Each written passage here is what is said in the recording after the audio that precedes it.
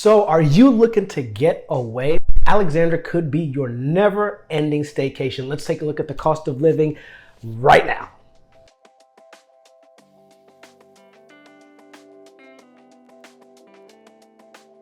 What's up, everybody? Moki here. Welcome to the channel. You've been here before? Man, glad to see you back. If it's first time, welcome. So glad to have you. Your phone is your friend, so hit me up below. You got my contact information in the description and in the first pinned comment. Hit your boy up. If you know what you want to do, you got a plan and you just want to execute it, or you don't even have a plan and you're trying to figure out what to do, hit me up. I got your back. Today, we're talking about the cost of living in Alexandria. Last week, I put together a video about the top 10 best cities in Virginia, and Alexandria is #1. And so this place offers a more relaxed vibe to the Arlington, DC hustle. And so if that's something that's interesting for you, something that you've been thinking about, then this might be the place for you. But you're wondering then, how much does it cost to live here? Let's get into it right now. The cost of living in Alexandria is 40% higher than the national average. The median home value in the area is right around $570,000 to $570,000, and the population grew a whopping 13.9% since 2010.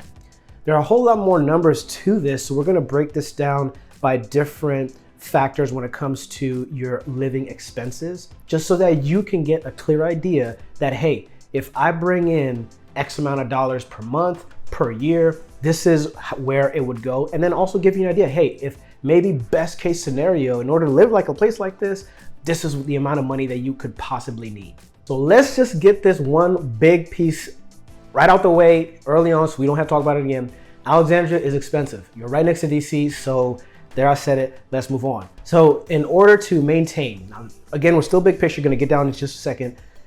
In order to maintain a DTI of 30 to 40% of your expenses coming from housing, you would probably wanna be bringing in about $8,500 a month. This would then mean that your housing expense would be right about $2,500, $2,600. So, and that's important because once you've got your living expenses down in that 30 to 40% area, then the rest of it can either be used for other utilities, for entertainment, for really just living your life in case of emergencies. So this is more of a trying to think, financial literacy, trying to be very conservative, very proactive about managing your finances. This is a kind of a big level breakdown that you would want to have. And starting off first with your utilities, utility costs in Alexandria are about $150 to $200 a month.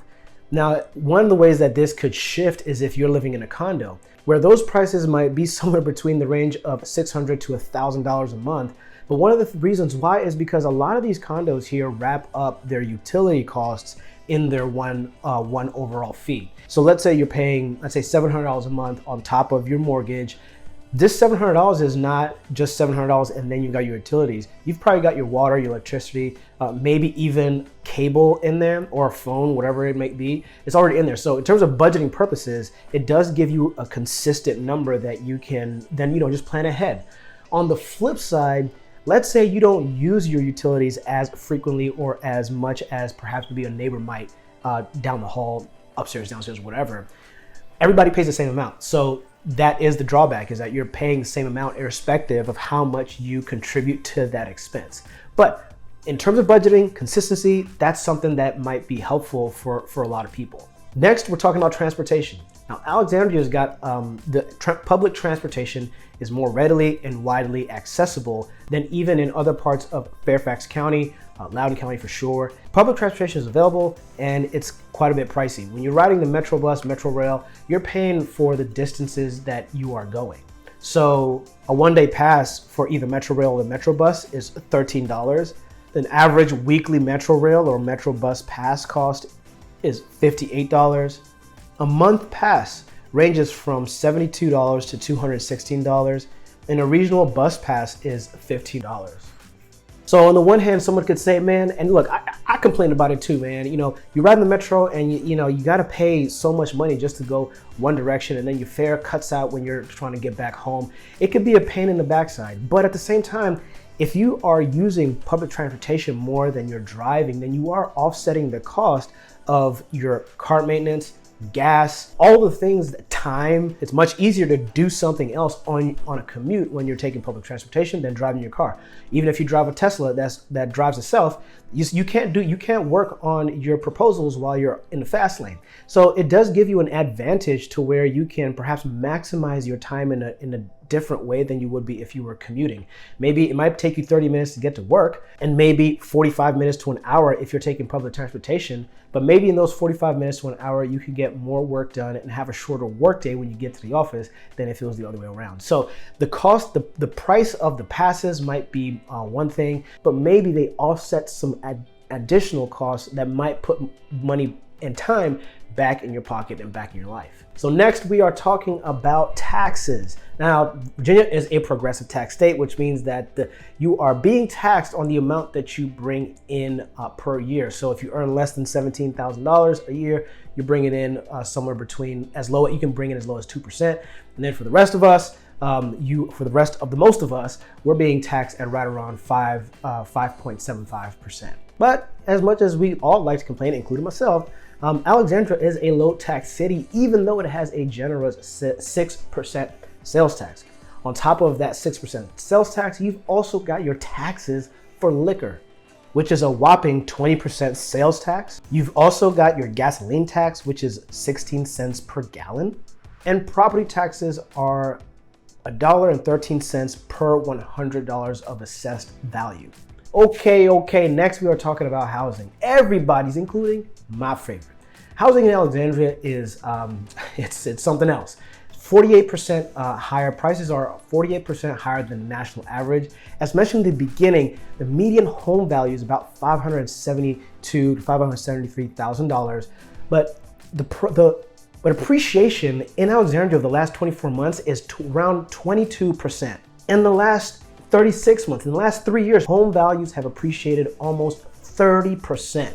Obviously, home prices have appreciated all throughout the roof, all over the freaking country over the last 2.5 years or 3 years. So this is not an exception. This is an example that proves the rule of what has been happening over the last 3 years even. And even though the market in many ways, in many places, is seeing something of a cool down or a shift, as some people would like to call it, property values in Alexandria are going to continue increasing over time, at least at a minimum of probably around 5%.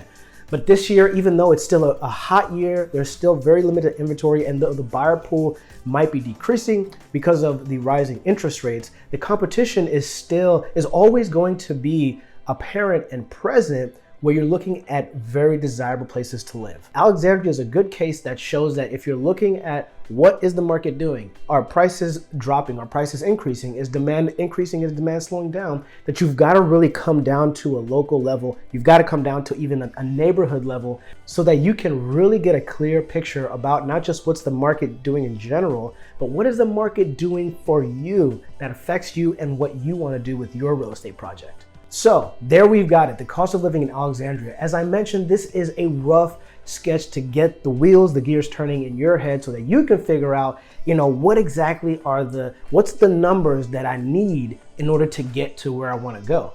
As mentioned earlier, you probably want to bring in around $8,500 a month. Now, that is just so that you can keep your housing expenses to about 30 to 40% of your DTI. So this is more of a number or a range that you want to have a literate financial picture. And the more literate you are financially, the more comfortable your life will be, the more enjoyable it'll be, the more you can actually enjoy the good things in life. And people are flocking to Alexandria, have been flocking to Alexandria. You've got Old Town Alexandria, which is an aesthetic dreamland. So there are so many different things that make Alexandria so desirable for people. And even thinking about living in Alexandria, where prices are a little bit more relaxed than in Arlington, where you can get a little bit more for your dollar here, where people who perhaps work in DC and have business that they've got to do there want to stay close. Alexandria is sort of the new suburb for being located, having to stay near Washington, DC. So I hope this has been helpful for you guys. Hit me up below with what you love about Alexandria. What do you wish was different? How long have you lived here? Have you wanted to live here and you're still waiting for your chance? If you lived here before and now you've moved on, but you still got love for this city, go ahead and comment below. Tell me your stories. Tell me your favorite things, favorite places to eat, everything, whatever you want to do, whatever you love about Alexandria, put it in the comments below. Subscribe if that's your deal. We always love new people on the scene. Hit me up if you know what you want to do and just got to get started, or if you don't know what you want to do and want to know how to get started. I got your back. Until next time, y'all be good.